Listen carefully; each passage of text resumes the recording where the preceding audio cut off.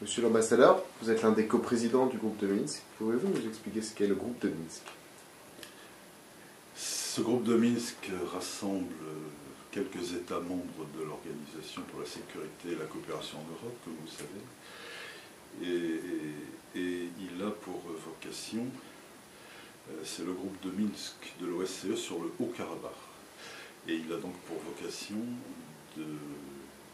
d'œuvrer à la conception et à la mise en œuvre d'un règlement pacifique et politiquement négocié de ce conflit qui a opposé à la fin, après l'effondrement de l'ancienne Union soviétique, qui a vu s'opposer Azerbaïdjan et Arménie à propos de ce territoire du Haut-Karabakh.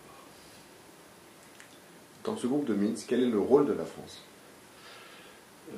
La France est un des 3 pays coprésidents du groupe de Minsk de l'OSCE sur le Haut-Karabakh.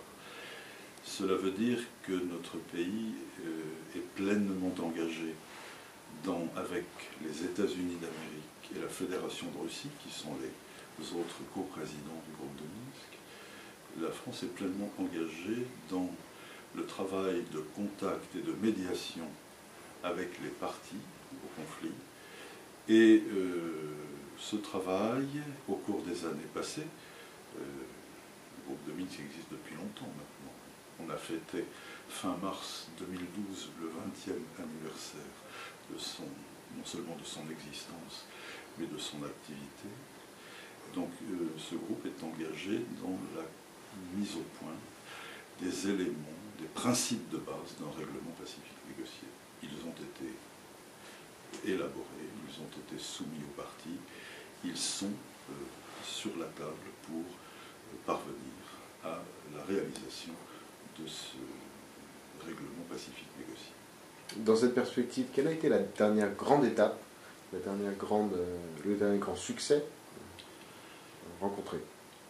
Des négociations complexes sur des sujets très disputés, très conflictuels, très difficiles, comme les négociations sur le conflit du Haut-Karabakh, évidemment prennent beaucoup d'efforts, beaucoup de temps. Il y a eu au cours de l'histoire de ce groupe de Minsk, alternance entre des phases de progrès, d'espoir, des moments où les négociateurs et les parties ont pu croire qu'elles étaient proches d'aboutir, et puis d'autres moments où des vues divergentes et des oppositions, une perception différente des principes de base qui sont pertinents, ont fait que ou l'affaire stagnait, ou parfois donnait l'impression de reculer. J'épargne à vos auditeurs et à vous-même la nomenclature de ces étapes.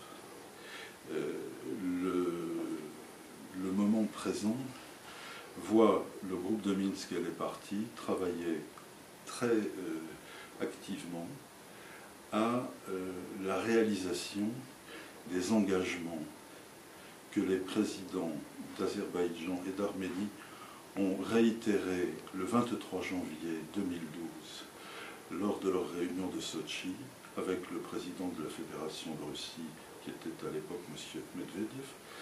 Donc engagements qui sont importants parce qu'ils confirment que les principes de base pour un règlement pacifique restent valides, restent sur la table de négociation, et que les 2 présidents des 2 pays, Arménie et Azerbaïdjan, ont fait savoir leur disposition à accélérer leur travail d'appropriation de ces principes pour une éventuelle mise en œuvre, un éventuel accord ferme et définitif. Ils ont aussi exprimé leur disponibilité à travailler avec le groupe de Minsk et l'OSCE sur le mécanisme d'investigation des violations du cessez-le-feu qui tient depuis 1994, mais qui connaît malheureusement des incidents récurrents avec, et il faut le déplorer profondément, des victimes de part et d'autre, victimes inutiles. Et les 2 chefs d'État ont aussi donné de nouveau leur accord à ce que soit mis en œuvre, enfin d'abord conçu et peut-être mis en œuvre des contacts humanitaires nécessaires pour, d'une part, tenter de faire baisser la tension qui règne autour de ce conflit et surtout entre les parties, et puis qui soit aussi utile pour petit à petit aider à préparer les populations à la paix et non pas à la guerre. Comment? Eh bien en leur faisant prendre conscience du fait que l'autre n'est pas le monstre ou l'ennemi héréditaire qu'une propagande écervelée veut faire croire, mais tout simplement un voisin, un humain avec lequel il y a tout intérêt à faire des efforts pour vivre pacifiquement. Donc nous avons pour cela mis au point un plan de travail avec les parties qui nous fait rencontrer d'abord séparément, et c'est la phase dans laquelle nous sommes, les ministres des Affaires étrangères de chacun des deux pays. Nous avons revu récemment le ministre arménien en Pologne et le ministre azerbaïdjanais au Royaume-Uni. Nous venons, dans les jours tout à fait récents, dans les jours passés, nous venons de les revoir dans leur capitale et nous nous sommes de nouveau entretenus avec les deux chefs d'État.